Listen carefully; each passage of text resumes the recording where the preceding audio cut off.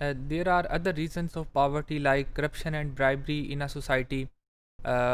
بہت سے لوگ اس بات کا گلہ اور شکوہ کرتے نظر آتے ہیں کہ اتنی زیادہ کرپشن ہے کہ رشوت کے بغیر کام نہیں ہوتا. آپ نے اگر میٹر لگوانا ہے تو وہ آپ کو پیسے دینے پڑتے ہیں، اگر آپ نے گیس کا کنیکشن لگوانا ہے تو وہ پیسے دینے پڑتے ہیں. آپ کو انصاف نہیں ملتا، بعض دفعہ آپ کے ساتھ ظلم ہوتا ہے اور آپ کے ساتھ کھڑا ہونے کے لیے کوئی نہیں ہوتا. یہ بھی غربت کی ایک شکل ہے. یہ ضروری نہیں ہوتا کہ انسان کے پاس پیسے ہوں تو وہ غریب نہ ہو. اگر اس کو معاشرے میں انصاف نہیں ملتا اور وہ سیکیور فیل نہیں کرتا تو یہ بھی پاورٹی کی ایک ڈائمنشن ہے. Lack of social security system.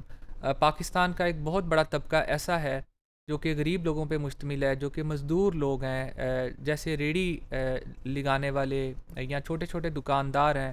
جب تک یہ کماتے رہیں گے اپنی زندگی کی گاڑی کھینچتے رہیں گے، لیکن کوئی سوشل سیکیورٹی سسٹم ایسا نہیں ہے کہ بعد میں جب یہ ریٹائر ہوں گے، جب کام کے قابل نہیں رہیں گے تو ان کا کوئی ذریعہ آمدن نہیں ہوگا، ان کو پینشن نہیں ملے گی، ان کو کوئی جی پی فنڈ نہیں ملے گا.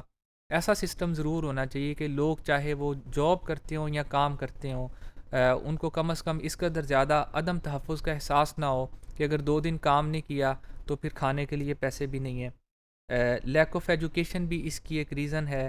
لمیٹڈ ایکسیس ٹو کریڈٹ ہے، یعنی کہ عام طور پہ لوگوں کو ادار میں اگر پیسے پکڑنا پڑتے ہیں تو عام طور پہ رشتہ داروں سے پکڑتے ہیں، اور اگر کسی منی لینڈرز کے ہاتھ چڑھ جائیں تو پھر ان کی زندگی مشکل میں پھنس جاتی ہے. ہیلتھ ایشوز بھی ہیں.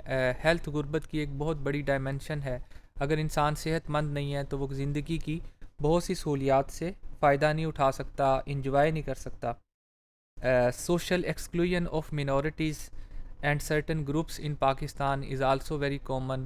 ہم بعض دفعہ دوسرے لوگوں کو، دوسرے مذہب کے لوگوں کو، دوسرے گروپ کے لوگوں کو، پاکستان میں بہت سے ایسے طبقات ہیں جو یہ فیل کرتے ہیں کہ ہمیں ویسے حقوق حاصل نہیں ہیں جیسے کہ دوسرے لوگوں کو حاصل ہیں.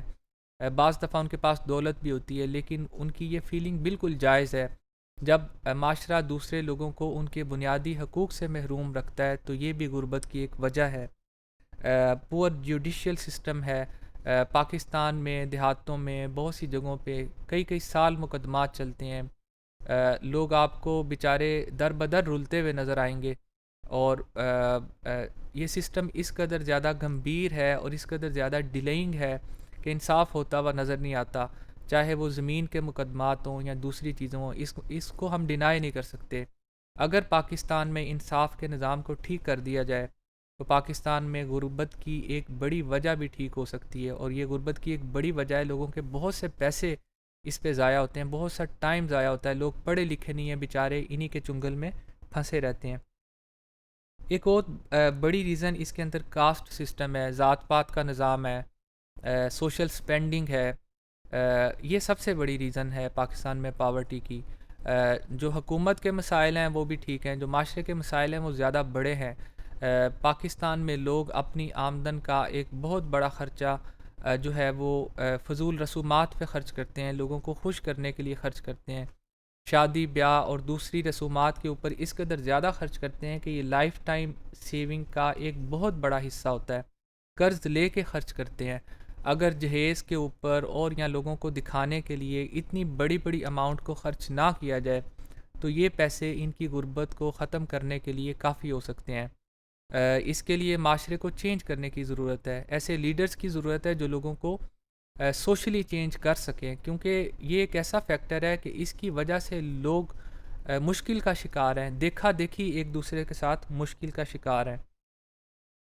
لاسٹ میں وار، وائلنس اور ٹیررسٹ ایکٹیویٹیز کی وجہ سے بھی اکنامک ایکٹیویٹیز بھی کم ہوتی ہیں. And this is also one of the reason of poverty in Pakistan.